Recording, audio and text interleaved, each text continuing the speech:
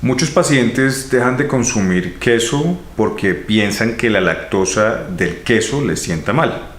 Realmente el queso, su concentración de lactosa es ínfimo, es casi que irrisorio su contenido y esa no sería la razón por la cual nos sienta mal o nos inflama. Básicamente es por su proteína, porque en algunos quesos se concentran algunas proteínas que son de relaciones, digamos, moleculares que son más difíciles de digerir para algunas personas y por eso pueden generar cierta molestia. Y algunas personas no consumen el queso de forma aislada, lo combinan con jamón o lo combinan con otra fuente de proteína y eso es lo que hace que sea mucho más difícil el proceso digestivo y absortivo. Nosotros en tu alimentación molecular recomendamos que el queso se clasifique como una proteína, no se combine con otra proteína para que no siente del todo mal en su proceso digestivo. Soy el Dr. Benjamín Ramírez, especialista en enfermedades crónicas con un doctorado en bioquímica y nutrición humana. Mi misión con este contenido es ayudarte a entender cómo funciona tu organismo para gozar de bienestar con tu familia. El queso dentro de la alimentación humana es un alimento muy completo y es muy rico en proteínas. Lo que pasa es que el queso es una receta que depende mucho de la región donde se fabrique, donde se haga, en este caso, el queso. Entonces tenemos quesos de muchas fuentes, de leche de vaca, de leche de oveja, y pues asimismo el queso cambiará su conformación molecular. En este caso, la mayor parte del queso que comemos en Latinoamérica generalmente es un queso de leche de vaca. Y esa leche de vaca, al tener su proceso de coagulación a través del uso de una enzima que se llama renina, nos genera entonces un bloque, en este caso de proteínas, que básicamente están compuestas por alfa-caseína y beta-globulinas. Esas proteínas generalmente en algunas personas, no en el grueso de la población, son de difícil digestión porque la persona tiene algunas susceptibilidades digestivas. Es decir, puede que no tenga una formación de enzimas del borde de cepillo suficiente, puede que el páncreas no esté produciendo la suficiente tripsina, que es una enzima que ayuda a la digestión, en este caso del queso, puede que inclusive el estómago de la persona no esté pasando por algún buen momento y no tenga tampoco la formación de pepsina y eso hace que también se dificulte, en este caso, el procesamiento del queso. Entonces, cuando hablamos de que un lácteo, en el caso del queso, nos sienta mal, no necesariamente tiene que ver con la lactosa, tiene que ver con su proteína y con su concentración de grasa. Porque algunos quesos, dependiendo de su maduración, de su procesamiento, van a incrementar también su contenido graso. Y en algunas personas que tienen, como les reitero, algunas características fisiopatológicas, la digestibilidad de las grasas y la digestibilidad de las proteínas se vuelve difícil en el caso del queso. Ahora bien, recordemos que la mayoría de nosotros no consumimos el queso de forma aislada, es decir, no comemos queso solo, generalmente lo combinamos con algo más. En el caso, por ejemplo, del queso con el jamón o el queso con algún embutido, del queso con las carnes, por ejemplo, en una hamburguesa, el queso con el pollo, con el cerdo, en un taco.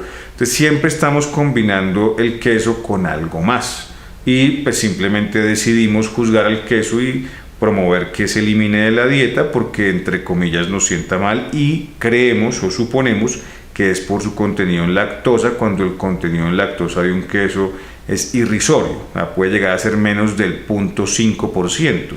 Y esto pues efectivamente no sería la causa de la molestia gastrodigestiva de la persona que decide comer queso. Básicamente el problema digestivo que enfrenta una persona que come queso en su dieta es básicamente o con sus grasas o con su contenido graso o con su contenido en proteína. Hay que determinarlo por una evaluación clínica. ¿Para qué? Para que dentro de la alimentación molecular, pues nosotros no queremos que nadie quite un alimento, sino que lo aprenda a usar, lo aprenda a clasificar. Entonces por eso es importante saber qué queso está comprando, si realmente es un queso proteico, es un queso graso, cómo lo está combinando para poder determinar si realmente vale la pena o no vale la pena su eliminación. Nosotros recomendamos que con el queso pues inicialmente no se suspenda, sino que no lo combinemos, a ver cómo nos va. No lo combinemos con una carne, no lo combinemos con un embutido, para que podamos realmente saber si nos está generando la molestia el queso o es su mezcla.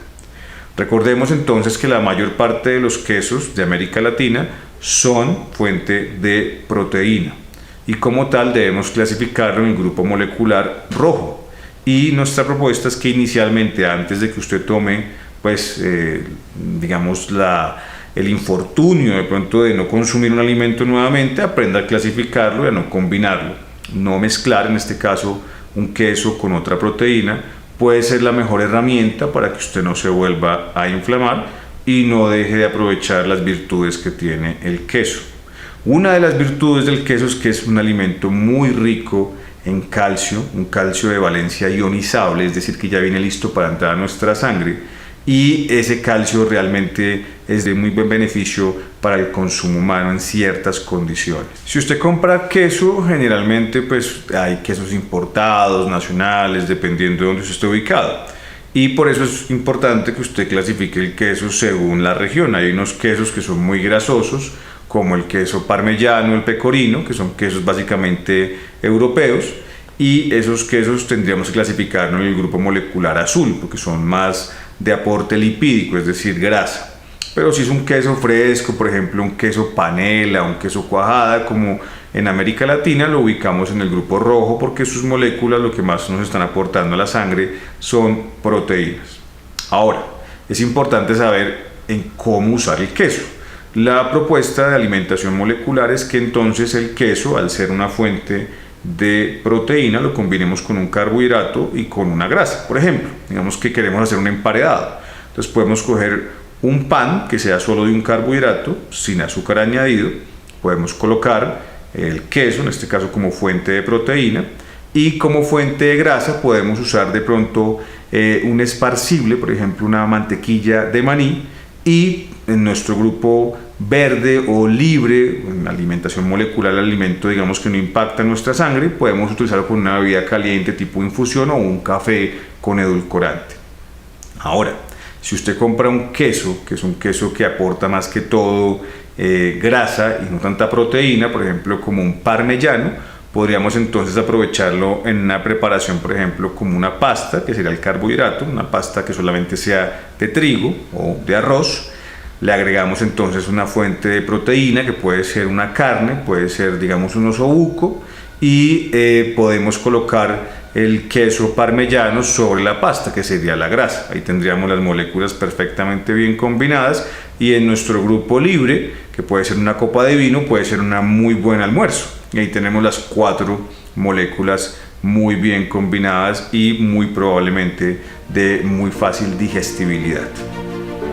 Continúa viendo esta publicación con mayor contenido científico en nuestro portal alimentacionmolecular.org.